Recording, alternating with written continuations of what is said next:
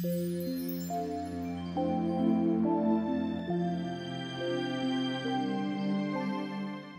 name is Michael Cho. I'm a physician at University Reproductive Associates.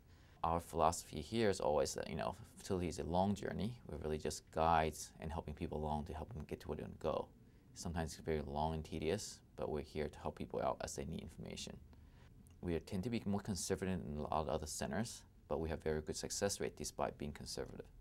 Because our goal really is one child at a time. One of the things I work with in the center especially is regarding egg donation.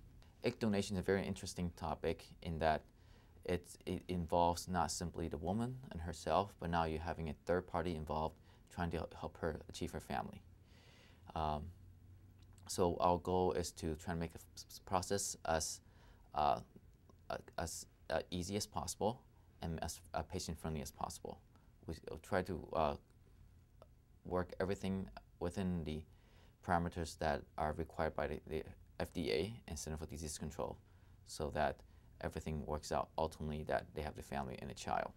In an egg donation cycle, compared to regular IVF, in an IVF cycle, a woman using her own eggs is stimulated with medication and then transferred back into her uterus after the eggs has been combined with her husband's sperm.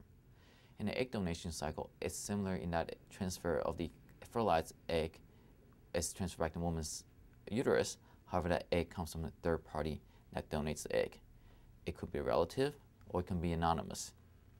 And the process is similar in either way. However, there's different preferences by the couple. In situations where there may be no sperm source, for example, a husband could have had a vasectomy and there's no way to reverse it, or it's a single woman who decides to conceive without a partner that's in the short term and she feels that she's getting older faster than she wanted to. We discuss sperm donation, and sperm donation has been used for a long time in the United States. You can use directed donors, meaning that someone who knows you, that that will be able to donate the sperm to you. We can then quarantine those sperms and then put it back into the woman.